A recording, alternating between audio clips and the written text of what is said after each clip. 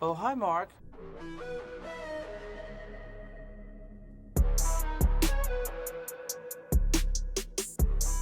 Hey, Mark. Hey, Mark. Hey, Mark. Hey, Mark. Hey, Mark. Hey, Mark. Hey, Mark. Hey, what's up? What's going on? Welcome to another episode of Hey Mark, the podcast where I'm Mark and to have open and authentic conversations about things like mental health, self-development, and just kind of having the raw and authentic conversations that don't get to come up on a daily basis. The reason I want to do that is because I want people out there that feel like they're alone or feel like maybe nobody else has the same thoughts as them or internal conversations. I want them to understand that no matter what it is that you're going through, you are not alone. And that happens with small things in our lives. But it can also happen with pretty significant events as well, or significant, time periods of our lives. It could be the little things that make us feel disconnected or alone, or it could be massive events that we just don't talk about. And so no matter what, I think that everyone has kind of felt like this before, where they just kind of feel isolated or not really connected to the world outside. And that is the reason that I started this podcast, so we can actually just start to have these conversations and start to feel a little bit more connected. And this episode is going to be a little bit different because it's a little bit more reflective. And it's been a couple of years since I started making these types of, episodes or videos, because a couple of years back, I just got a notification on Facebook. Like 2 years ago was one of the first YouTube videos that I ever posted, which was like one of those, I used to do this thing called Vancouver On. And it was basically just me walking around with my phone in downtown Vancouver here, trying to interview people and just ask them one or two questions each. Like, what's the first thing that comes to mind when you hear the words mental health, etc. And it got me kind of thinking.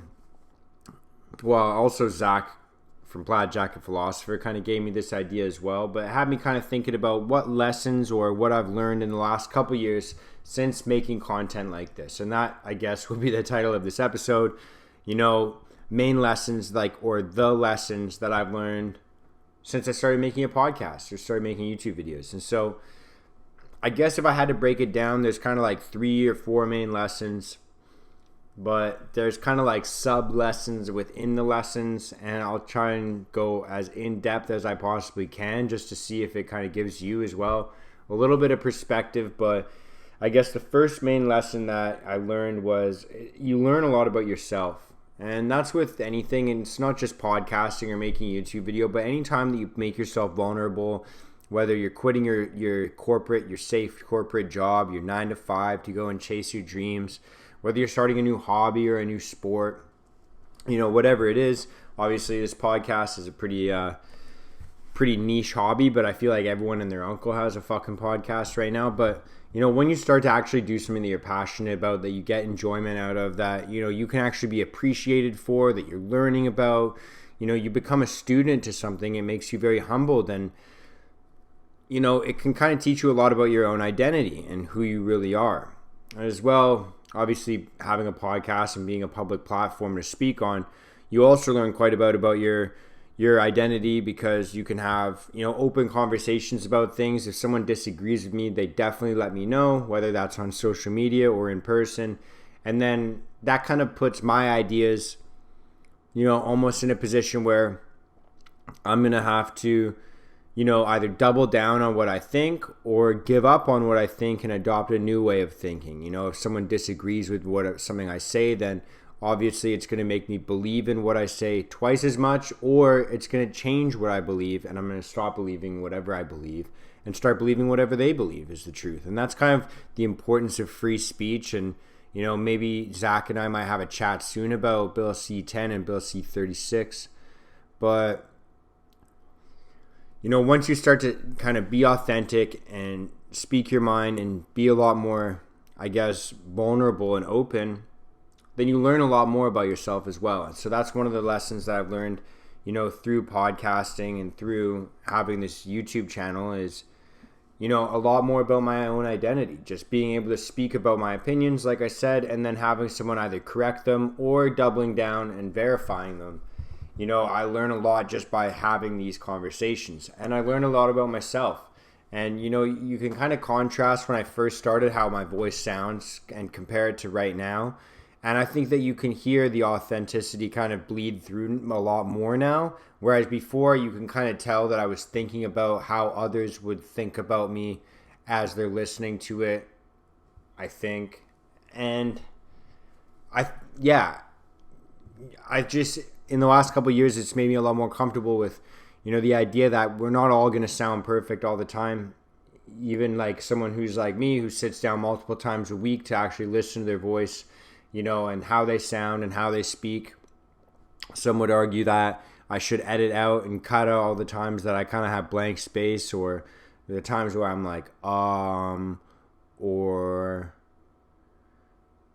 what's another thing I say a lot? You know what I mean? Those are kind of the same things that I always say. And some people think that I should edit those out, but I think that it's a little bit more authentic when, I just kind of keep it the way that I actually normally speak. And it's made me a lot more comfortable with the way that I normally speak as well. I don't really have that same fear as much, or I don't really feel the need to correct it. So, yeah, in terms of identity, that's kind of what I've gotten out of this in the last couple of years. The other main lesson is, it teaches you who really does support you. And so, obviously, when I was first starting off this YouTube channel, this podcast, I had a lot of buddies that were kind of like, quote unquote, yes men. And they would say, yeah, that's so sick. Like, we always kind of thought you'd do that, blah, blah, blah, blah, blah. Like, we're definitely going to support you a ton. Oh, bro, I'm going to watch every single episode. I'm going to share every single episode. I'll say subscribe to you, whatever it is. And then once you start, and I don't know, maybe if this is just my perspective, but I felt really lonely. I felt like I didn't really have that support that people were promising me. And maybe, this translates to like starting a new hobby or a new sport or a new skill. Maybe you start with some friends and they end up dropping off or whatever it is, or maybe they just don't support you. But anytime you start a new hobby or a new sport or a new venture in your life, there's a lot of people that say they're going to be supportive, but then they're never anywhere to be found. Once you start, you need some help, or you're just looking for a little bit of support. And the caveat to that, the beautiful part of that is, that vacuum or that void that gets created in your life then gets filled with brand new people that you meet that maybe they're walking the same direction as you. And, I have people like that, like I kind of reference as well, like Zach, the plaid jacket philosopher. We're on the same path. We're on the same direction, where like we're both trying to grow our podcast and just do our podcast at a consistent basis. And, like it's kind of a similar path. But then there's other people as well that, I talk about as well in my podcast, like Tyler Yorko Performance on Instagram, where it's like, he's not really walking the same path as me, but we're walking in the same direction. We're looking for the same things in life. We have similar values. And so what I'm trying to say is, the void that happens in your life from the people that aren't supporting you, that drop out of your life, gets filled by people that are supporting you, that are wanting to be in your life and are, wanting to help you get to where your destination is, whatever that means for you. So a second lesson I would talk about is you really find out who supports you. Because what I didn't mention as well is, I'd say the majority of my support is people that I've never even met in real life. It's people that message me on Instagram or they DM me, saying that I've said something that, maybe resonates with them that nobody else that they know has said in that way. And it just doesn't really click for them until they hear the way I stumble through my words and the way I say it. And it kind of resonates with them a little bit more. And those are the people that really like, it sounds cliche, but that touches my heart. That is the reason that I do what I do, because, I was that kid looking on YouTube and for like motivation and for connectedness. Like I was that kid looking on Instagram and YouTube. And so if I can provide that for someone else, that means the world to me. And that truly is my mission with this.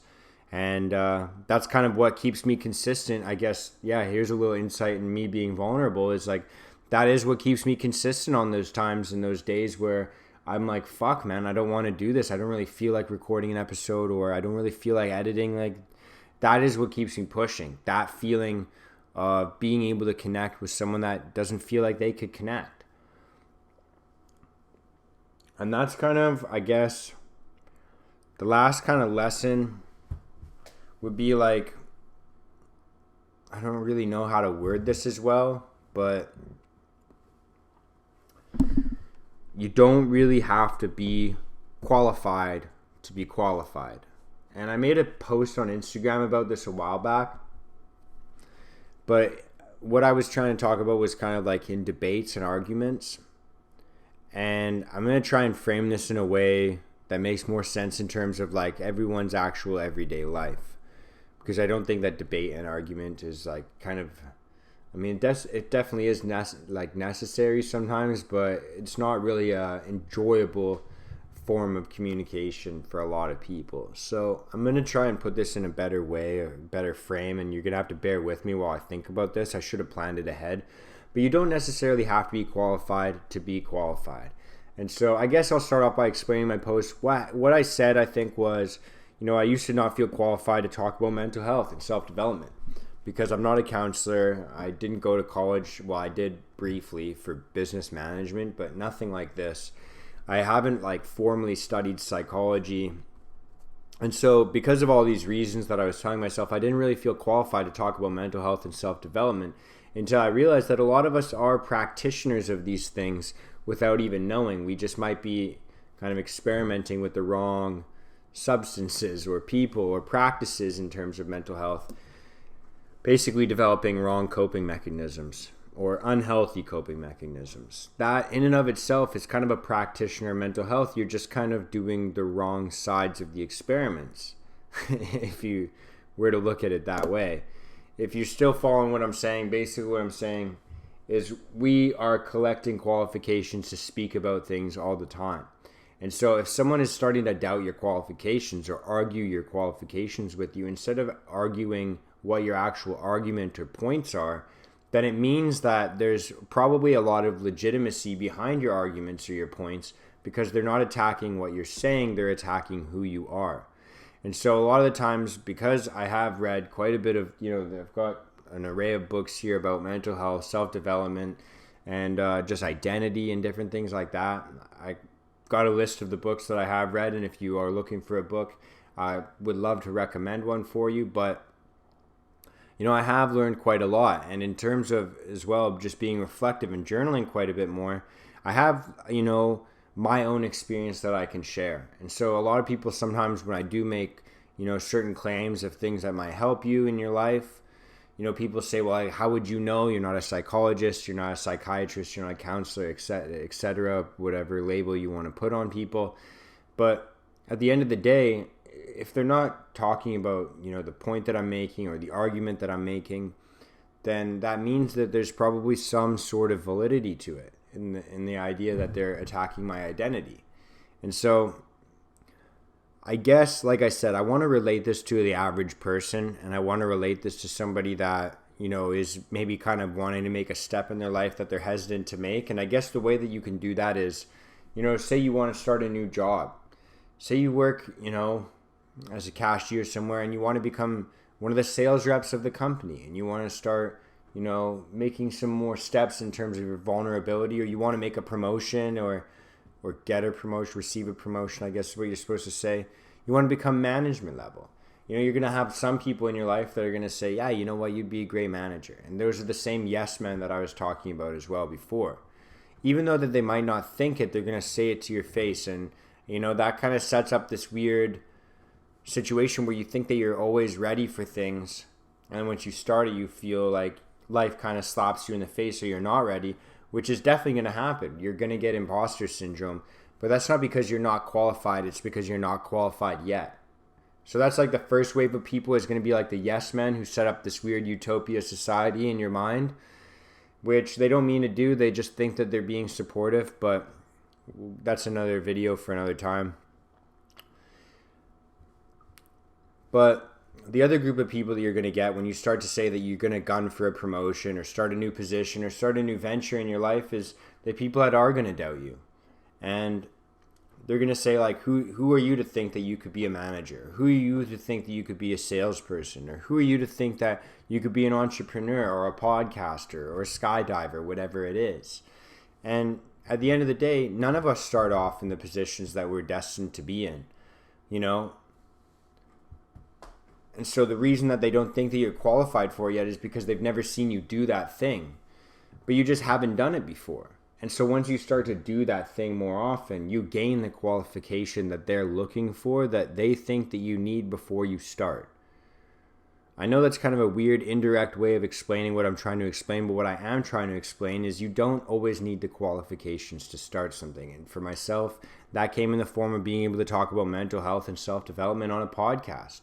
You know, there was a lot of times, and there still is a lot of times, where I doubt that and again, this is me being vulnerable, and this is why I wanted to do this episode, because it is pretty reflective. But there's a lot of times that I doubt my identity. Like, you're not a podcaster, you're not a real YouTuber, or you have no business talking about mental health and self-development. And I'm sure that there's a lot of people that want to start things that feel the exact same way. So I guess the reason I'm trying to explain this is because I think we all struggle with identity, and we all struggle with that kind of qualified experience feeling, because you're never supposed to have it. We are supposed to continue to grow and educate and develop.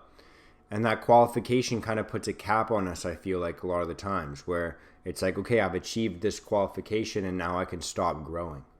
And so this was just kind of my perspective on what I've learned in the last couple of years. And I hope that you guys can kind of gain some perspective or entertainment out of that. If you do, please feel free to share the show with somebody that might need to hear this message, or just might enjoy this message, or just feel a little bit more connected to the world with this message. So that's all I got. I hope everyone enjoyed that episode. I hope you're having a good day, a good week, a good month, a good year, a good life.